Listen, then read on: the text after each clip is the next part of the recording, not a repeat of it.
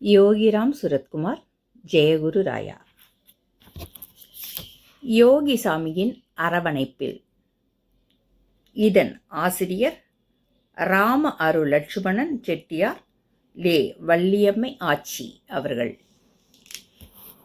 இதில் இன்று நாம் பார்க்க இருக்கும் தலைப்பு, எல்லாம் இங்கே இருக்கிறது. 1974 ஆண்டு, கிட்டத்தட்ட 42 வருடங்களுக்கு முன் நடந்தவற்றை நினைக்கும் போதே மனதில் சந்தோஷம் குதூகலிக்கும். ஆம், அந்த வருடம் முதல் என் வாழ்க்கையின் நிறைய மாற்றங்கள், எதிர்பாராத திருப்பங்கள் எல்லாம் நடந்தது. ஆனால் அனைத்தும் மகிழ்ச்சியான நிகழ்ச்சிகளே. எதற்கும் எவருக்கும், ஏன் என் தாய் தந்தைக்கும் கூட பயப்படாத என்னை பயப்பட வைத்தது ஒன்றுதான், எனது பக்திதான் எனக்கு பயத்தை உருவாக்கியது. ஆம், நான் என் குருவாய் வணங்கும் என் பகவான் யோகிராம் சுரத்குமார் அவர்களை முதலில் கண்டது 1974 தான்.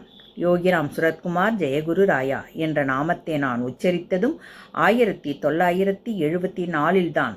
அன்று முதல் யோகியின் பக்தனாக மாறினேன். பகவானிடம் கொண்ட அதீத பக்தியினால் பகவானிடம் அன்பும் பக்தியும் கூடவே பயமும் வந்தது. யோகியை எந்த வகையிலும் கோபப்படுத்திவிடக்கூடாது என்றுதான் பயப்படுவேன். அதை எப்போதும் கவனத்தில் கொண்டு பகவான் சொல்வதை கருத்தில் கொண்டு நடப்பேன். ஆனால் 1974-75 என் தொழில் காரணமாக மாதத்தில் ஒரு முறை அல்லது இருமுறை மட்டுமே திருவண்ணாமலைக்கு வந்து யோகியை தரிசித்து விட்டு செல்வேன். 1993 யோகியிடம் திருவண்ணாமலையில் தங்க அனுமதி கேட்டேன். காரணம், நானும் ஆச்சியும் பகவானிடம் கொண்ட பக்தியினால் அவரை அடிக்கொரு முறை தரிசிக்க வேண்டும் என்று எண்ணி யோகியிடம் உத்தரவு கேட்டோம். பகவானும் அனுமதி அளித்தார்கள். ஆனால் ஆசிரமத்திற்கு அருகில்தான் வீடு பிடித்து தங்க வேண்டும். திருவண்ணாமலை நகரத்தில் இருக்கும் வீட்டில் தங்கக்கூடாது என்று கூறினார்கள். மேலும் அப்பா எப்போது போக சொல்றாங்களோ அப்போதுதான் இங்கிருந்து செல்ல வேண்டும்.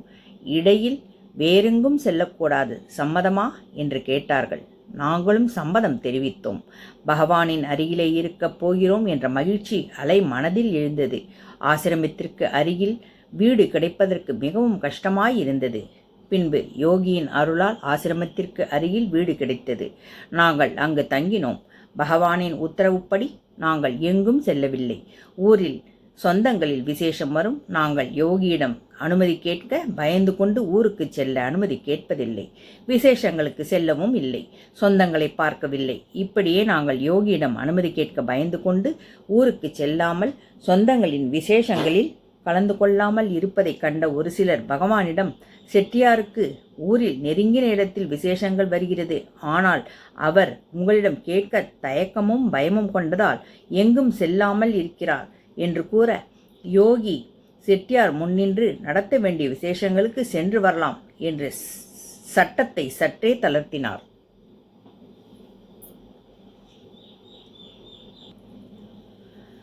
பின் பகவானின் அருளால் சொந்தங்களின் விசேஷங்களுக்கு வந்து செல்வேன்.